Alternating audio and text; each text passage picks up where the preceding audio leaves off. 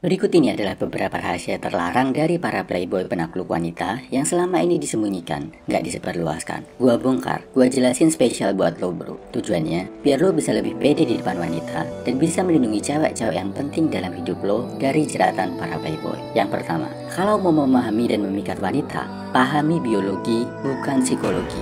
Karena dalam psikologi itu nggak ada hukum, nggak bisa memformulasikan satu teori ke semua orang. Beda orang, beda kondisi. Bisa jadi teori psikologi nggak berlaku. Dan lagi, cewek itu beda-beda banget karakter dan tabiatnya. Pasti lo sering banget denger kan cewek yang bilang, gua beda sama cewek-cewek lain. Atau gua nggak sama kayak cewek kebanyakan. Banyak cowok yang belajar psikologi wanita tapi malah bingung saat PDKT. Ini karena psikologi baru bisa diaplikasikan buat memikat wanita kalau lo udah kenal dekat, udah paham karakter si cewek, minimal udah ngerti pembawaannya. Kalau lo masih asing sama dia, lebih ampuh pakai ilmu biologi. Terus cara penerapannya gimana bro? Yang pertama, penampilan itu penting buat memikat wanita di pandangan pertama. Penampilan jauh lebih dulu kelihatan daripada sifat, karakter, kecerdasan, atau bahkan isi dompet lo. Uniknya, yang dimaksud dengan penampilan yang menarik perhatian cewek ternyata bukan muka ganteng bro. Berdasarkan studi dari Griffith University di Queensland, hal pertama yang bisa menarik perhatian cewek dari seorang cowok adalah tinggi badan dan kekuatan. Kenapa? Karena secara biologis, ini bikin cewek ngerasa pengen dilindungi sama cowok yang kuat. Jadi penerapannya,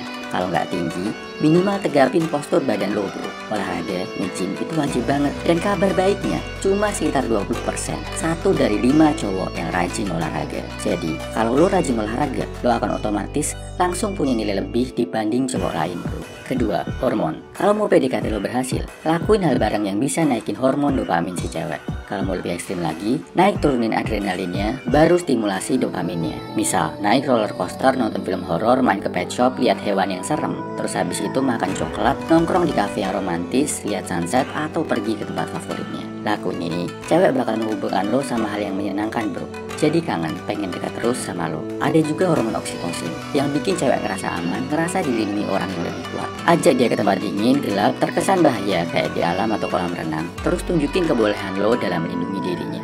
Simpelnya, ajak nonton film horor di bioskop dan lo tunjukin lo nggak takut, malah bisa nenangin dia. Ketiga, pahami siklus menstruasi. Karena mood 99,99% cewek dipengaruhi banget sama jadwal menstruasinya. Saat 2-3 hari sebelum dapat, bisa moody, nyebelin, sengak banget. Saat masa subur, antara hari ke-10 sampai ke-17 setelah hari pertama menstruasi terakhir, pengennya deket-deket terus sama cowok. Karena secara settingan biologis, ini adalah saat wanita dibuahi. Jadi paling aman, ajak jalan pas cewek masuk masa subur. Hindari bertengkar, debat saat cewek lagi premenstrual syndrome PMS 2-3 hari sebelum dapat. Keempat, khusus yang udah jadi pasangan saja ya bro. Pelajari namanya erogenous zone, titik-titik yang bisa lo pakai buat menaklukkan cewek di ranjang. Yang ironisnya, nggak banyak cowok tahu, karena mereka kebanyakan referensinya dari BOKIP.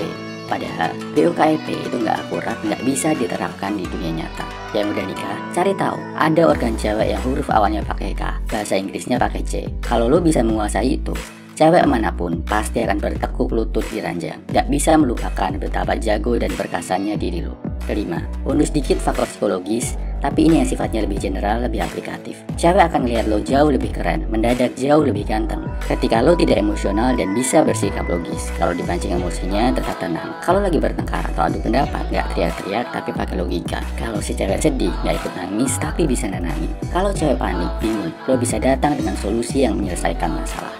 Salam Eviliman, semangat bro.